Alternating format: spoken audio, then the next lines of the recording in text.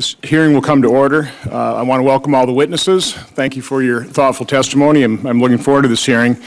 Coming from the business background, I've done a lot of strategic planning, and I've thought about this in terms of the federal government. And in business setting, I know a lot of people here in Washington haven't heard of a SWOT analysis. It's a strengths, weaknesses, opportunities, and threats. And if you were to do a SWOT analysis on the American economy, it's actually pretty easy to do. From my standpoint, the greatest strengths we have in this nation is we're the world's largest economy. If you're a manufacturer, I come from a manufacturing background, you want to be close to your customers. So it's a huge economic advantage we have in this country. And then we have relatively low energy prices. Also from a manufacturing background, if you're going to manufacture things, you need power. Cheaper power is better than expensive power. We should try and do everything we can to lower the cost of energy. And so those are our strengths. Our weaknesses, well, a huge weakness is the subject of this hearing here today. Our regulatory burden is huge, and of course we have a very uncompetitive tax system. I do want to put up a chart that I think pretty well describes what business organizations, what any organization's up against in terms of trying to expand, try and create good paying jobs. It's the regulatory burden. Now, I realize the numbers from National Association of Manufacturers or the Competitive Enterprise Institute in terms of their estimate, their cost estimate of how much it costs per year to comply with the federal regulations. I realize those are estimates. I realize people dispute that, but I think it's still good to kind of just put that estimate up against the size of our economies, just to put it in perspective. So whether you agree or disagree, the regulatory burden is huge. These estimates are somewhere between $1.75 and over $2 trillion per year. Now compare that to the size of the American economy. Last year is $16.8 trillion. So the regulatory burden potentially, again, this is a projection, potentially could be more than 12% the size of our economy. That is a massive burden on job creators, and we need to recognize that is a huge weakness. That's something this committee can really concentrate on, because there's literally got to be thousands of regulations that are hampering the ability of businesses in red states and blue states. And certainly what I've asked the members of this committee is, let's identify those. Let's work together. We don't have to ask anybody to violate the principles. We can find those areas of agreement for regulatory reform, whether it's streamlining, modernizing, just outright eliminating those regulations would be very helpful to our American economy. The last point I want to make in terms of the actual size is we've listed the GDPs, the size of the economies of the 10 largest economies in the world. You'll notice our regulatory burden is as large as all but 10 economies in the world. I mean, that is what we're burdening job creators with, and I think that's a pretty significant burden. I do want to point out that Senator Langford is here. I appreciate that. He's going to be chairing a subcommittee of this committee that is really going to be focusing on regulatory reform. So this is sort of the committee level kickoff meeting, let's put it that way, and Senator Langford is really going to be lasering in on this and, again, trying to find those areas of agreement. So I appreciate that, and you will be sitting in the chair here for a few moments while I go to the Budget Committee. Last point I want to make to indicate the level of burden here, and again, this is not perfect, but if you take a look at the number of Federal Register pages published, now this is actually published versus what's the federal regulation, this is in a particular year. On an annual basis, during the FDR administration, it was about 15,000 per year. Under Nixon, it was 45,000. Today, we're publishing about 80,000. So we're just kind of ramping up this potential problem. Again, just trying to put some sort of perspective to the regulatory burden. I think Mr. Holtz-Eakin will speak a little bit more to some of these metrics. With that, I'll turn it over to our ranking member. Thanks, Mr. Chairman. Very nice to see you all today. Thank you. I'd like to thank all the witnesses for their thoughtful testimony. Mr. Ellig, like you said, I mean, you have to start with information. And I would argue that the first step in solving any problem is you have to admit you have one. And the reason we try and grapple with some kind of metrics, whether it's pages, whether it's dollars, is we're trying to describe a problem that exists. Now, I realize they're all imperfect measures, I was trying to get my staff to come up with the exact numbers, but let me lay out part of the problem. Is Congress now passes frameworks for the regulatory agencies to write the laws and the rules and regulations. We all agree a job of the federal government should be providing a legal and regulatory framework to provide certainty for our economy so you understand what the rules of the road are, like a uniform commercial code. The problem is we've passed so many, they're so confusing, they're conflicting, it's not providing that kind of certainty, not by any stretch of the imagination. Two examples, both Obamacare and Dodd-Frank, when they were written, they were a few 100,000 words. I don't have the exact numbers right now, a couple 100,000 words apiece. Last time I looked, Dodd-Frank, in terms of regulatory number of words, is over 15 million. Obamacare was over 12 million. So again, those are the large metrics to try and describe the problem that our private sector is trying to grapple with as they're trying to grow and produce good-paying jobs. Anecdotally, I've had small banks in Wisconsin come up to me, small bankers, and say, you know, Senator, I had to lay off a loan officer because I had to hire a compliance officer. I'm having banks say, I can't survive as a single branch bank anymore. I've got to consolidate just to be able to afford and comply with all the regulations. So this is, whether it's anecdotally or whether it's from a macro sense, this is just a real problem. I think one of the problems we have in terms of regulatory agencies, and again, I am very impressed with the quality of the federal workforce. That's just true. I'm a limited government guy, but I'm impressed with the people, the dedication, their intelligence. The problem is I'm concerned about their experience. How many regulators, what percentage, I don't think anybody has this, but I want one of you to speak to the problem of regulators who have very little experience in the private sector understanding, for example, having the George McGovern moment. If you remember when Senator McGovern ended up starting up a bread and breakfast, and I think his comment was, if I'd only known what all these rules and laws and regulations, how difficult it was to comply. So can somebody speak to just the private sector experience that's lacking in the regulatory community? Mr. Holtz-Eakin? You're looking away, but... I don't have any metrics, which is what you'd like to know, but certainly the anecdotal evidence is exactly what you described, that those who walk from one side of this line to the other are stunned at how misinformed they were about the burdens that the regulations impose on people. Well, with respect, I think that that's one of the reasons we have public participation in rulemaking. Agencies have to say what it is they intend to do, and they have to provide all of the data and all of the analyses that they rely on. And then there's an opportunity for comment, and at least during my tenure at OIRA, and I had some private sector experience before I went into the government, my experience was that businessmen would come in and say, there's a problem, and we would listen and we would respond. And it is not a closed, mindless exercise. So I can't give you a percentage, but I can give you a cultural attitude of openness and inclusion for information. Sir. Just to add one sentence here, part of the problem is the intersection of different regulations. So what happens is that the regulatory agencies focus on when they're developing regulations, they think about the impact of that single regulation. They don't think about the overlaps and the intersections and the problems that it causes with other regulations. And when I talk to business people, a lot of what they complain about, they can deal with any single regulation. It's when they start layering on top of each other that it becomes a real problem.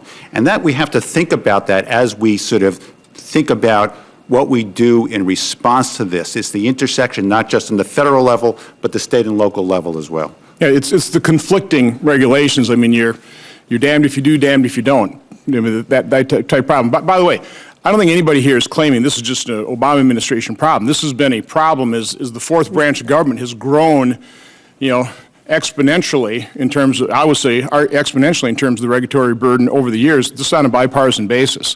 Ms. Cassidy, you mentioned about the notice and comment period. I think we've witnessed, I don't have the exact numbers, but I've seen numbers in the past, I think we've witnessed lack of notice and lack of comment, and I actually want to ask somebody to explain the substantive rule requirement in terms of notice and comment period. I laugh only because I devote 2 full classes in my admin law class to this. But the APA is quite clear that where there is a substantive rule that is binding and has the force and effect of law, that there must be notice and opportunity for comment. The APA explicitly carves out general statements of policies and interpretive rules.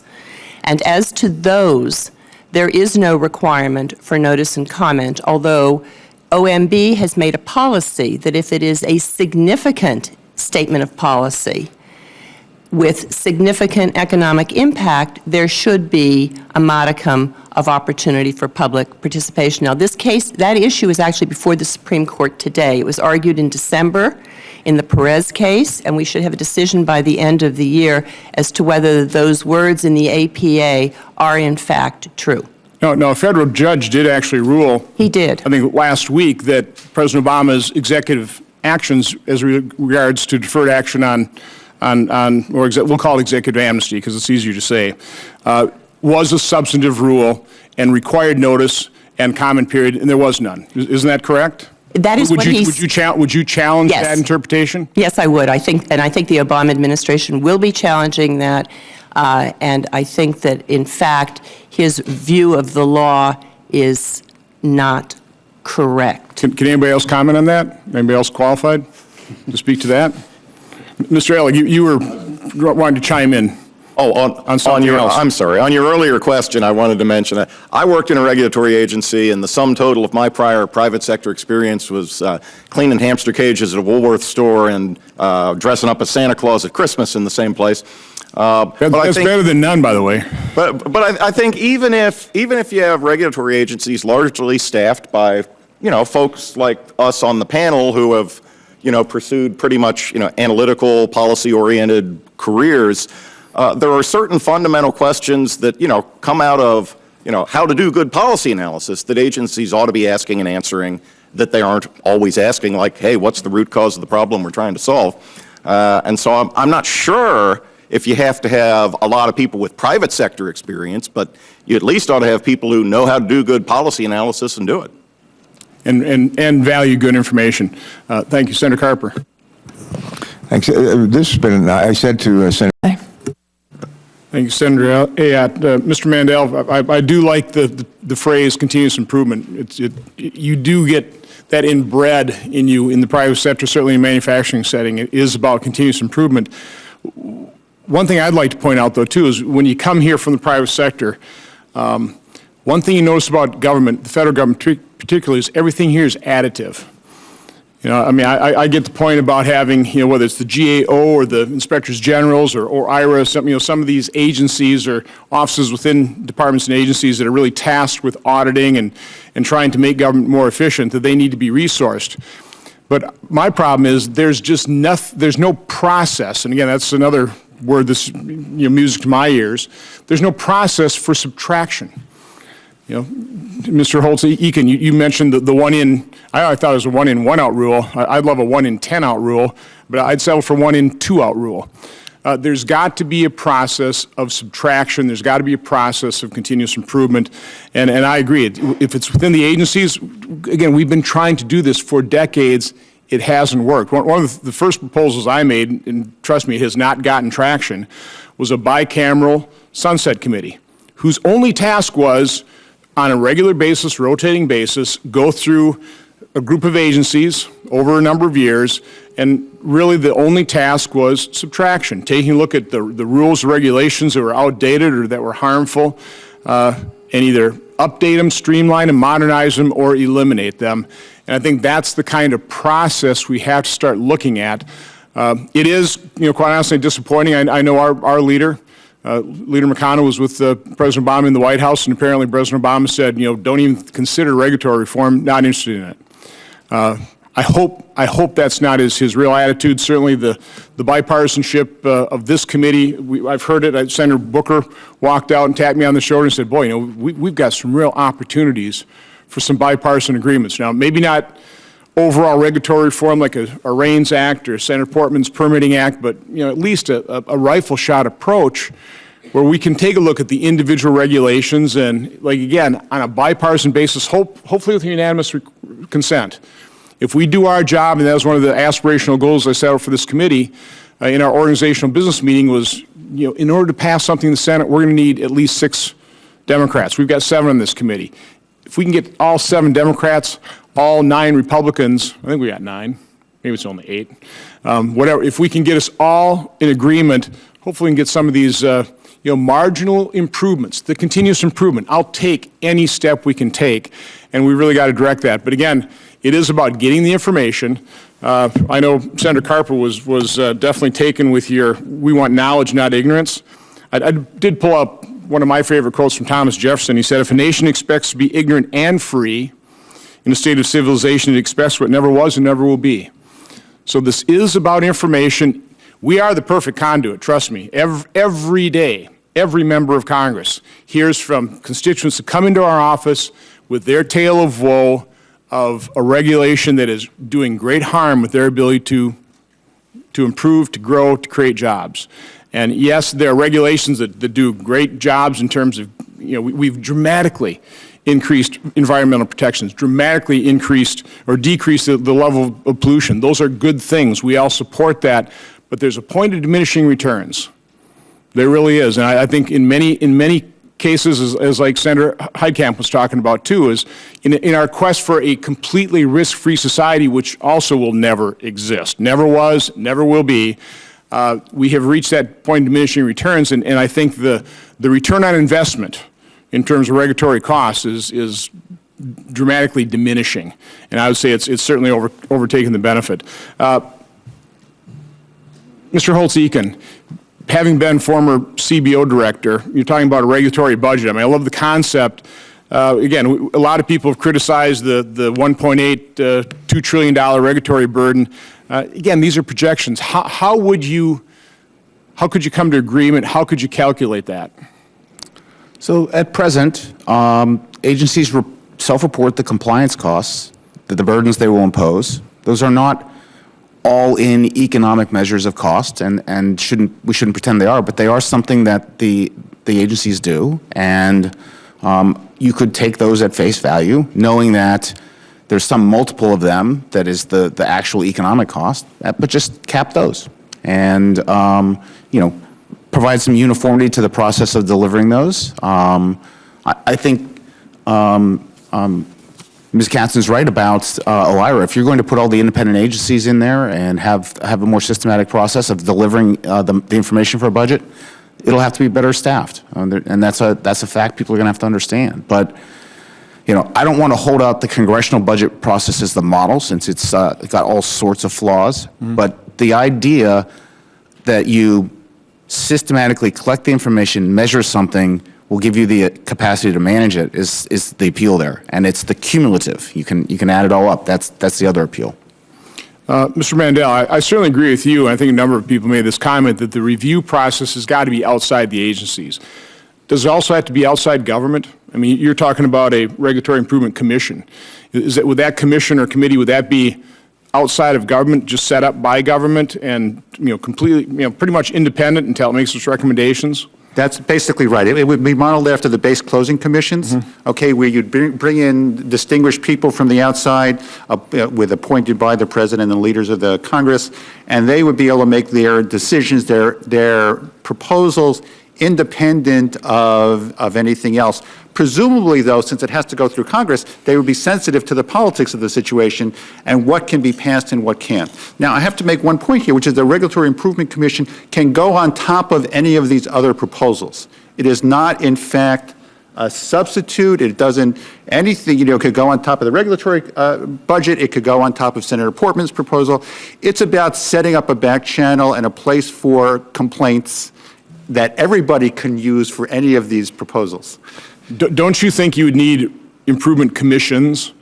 I mean, wouldn't we, literally need dozens of these things that are actually focused and they have experts in particular areas of the private sector? I'm trying to sort of think of things that can actually get passed under the current situation, okay? So the nice thing about the base closing commissions is they were limited term. you pass them, they do the job, they disappear, and then if there's an idea that it was good, you go and do it again. And under the, in today's situation, nobody really wants to sort of layer on another level of permanent bureaucracy. It sort of seems self-defeating, it seems ironic and paradoxical. So let's go ahead and we'll sort of set this up, see if it works, see if we're happy with what it does. It's kind of a small bite to build trust, and then go on from there. Like I said, it doesn't, it doesn't take the place of any of these other big picture things, but it has. No, I mean, my point being is what we would do is I would, pick the low-hanging fruit. Let's find an area that really needs regulatory reform, something relatively simple. And let's get some experts in that particular area, set up an ad hoc commission, and have it operate and report back to, it's really what the concept was with the bicameral sunset committee where, you do this on a revolving basis over a number of years. And I guess what I would like from the panel is think about that. What would be the best example? What would be the one area where we know we have expertise that's just crying for this type of commission to improve the regulatory environment outside of government that can come and report in, make recommendations?